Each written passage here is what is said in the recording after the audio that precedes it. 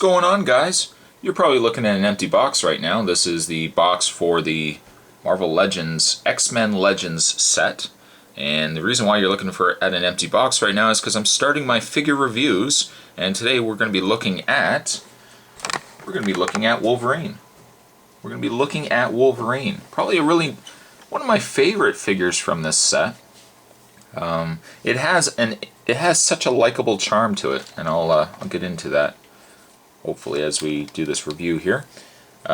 This Wolverine, from what I can tell, is just an exact retooling of Marvel Legends Series 3 Wolverine.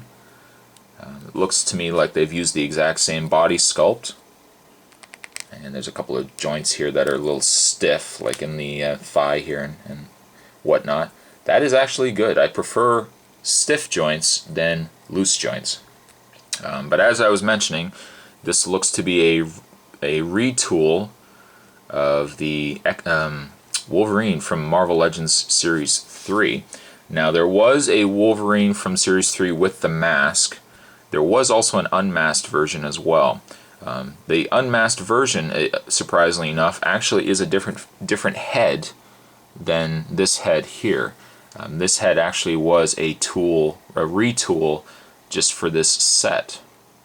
I have actually seen, now I don't actually have it here where I can show a comparison, excuse me, but I have seen the unmasked Wolverine from that set, and you know, opinion-wise can certainly change, but my opinion is, at least, I do prefer, I think, this Wolverine head over the unmasked Wolverine from Series 3. I don't know, it's just this Wolverine looks angry, and I think that's the way Wolverine should be. Should be angry and waiting to get it down and fight with somebody. Lay into his enemy with some adamantium claws. But really nice sculpt on the head. And the good thing too is, I mean, proportionate wise, you know, he is very, very small. And one would almost say that his head is a little too large for his body, but I mean, again, the fact that this character is supposed to be 5'3", 5'4", it wouldn't even make sense that his head would be pretty small, or his head would be pretty large on a body like this. But a really nice detail. Unfortunately, the same problem with the claws from the older Wolverines, Wolverine from Series 3 and whatnot. Same problem with the claws. I mean, the claws they're a little more pliable than the later released Wolverine figures, and as a result, as you can see, the claws are a little warped and bent out of shape here. You can actually put them in hot water and just soften up the plastic a bit too. My friend actually did this, and I haven't tried it yet, but apparently you can soak these in hot water just for a second, and if you have popsicle sticks, you actually take a popsicle stick and you sandwich it in between the claws here, and then as the claws cool, you'll get a nice spread out claw effect. But I haven't done that yet. I might just leave them as is for the time being. But in the way of the sculpt, though, again, really nice sculpt on the head. I really like the sculpt on the hair as well. I like that it's not just the pointed hair, which looks very dated now. I was never a big fan of the really exaggerated hairstyle on Wolverine. This is kind of more similar to like the Wolverine in the Wolverine Origins movie, I think, hairstyle wise. It's a little, I mean, the idea is there with the spiked hair, but it's not as, it's not as exaggerated as it used to be. In the way of his articulation, he has articulation in the head. You can get a free range of movement. He has articulation in the shoulders. Now, he's got these shoulder pads that kind of hinder the movement in the shoulders as well.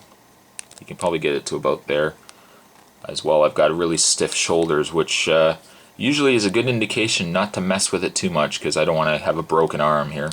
But there's articulation in the bicep here. There is 2 points in the elbow. There is articulation in the wrist, in the hand. in the actual wrist itself, and also in the 4 fingers. Articulation in the waist.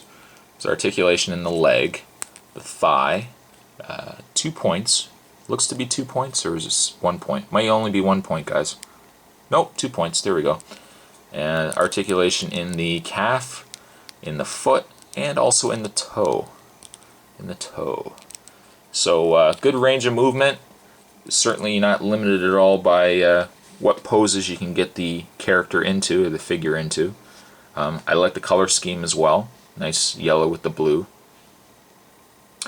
His one accessory, and actually all the figures come with this accessory, is they come with a display stand, which you can peg the figure into. I have to actually say, the one thing I love about this set is that they all share the same base.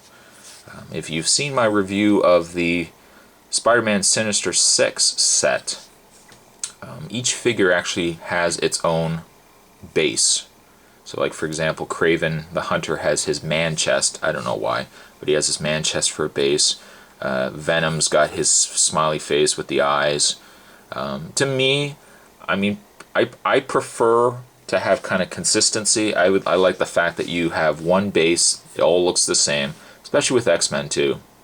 I think it would look kind of silly if you had Wolverine's like claw slash marks through this, and Gambit had a set of playing cards.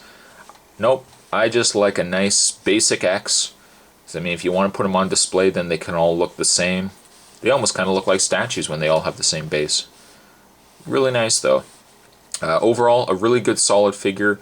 Again, it is essentially a remold of Series 3 Wolverine, but with the retooled head, I think definitely gets points for the figure. Well worth picking up. I mean, the set alone, there's other reasons to own this set. I mean, I don't know if Wolverine necessarily would be top of the list for most people, but I would say the Wolverine is a good start to this 5-6 part video review. Definitely worth picking up though, guys. There you have the Marvel Legends, X-Men Legends, the Wolverine. Hope you guys enjoyed it, and as mentioned, I will do the remaining 4 figures, so stay tuned for that. And with that, I'll catch you guys next time. Later.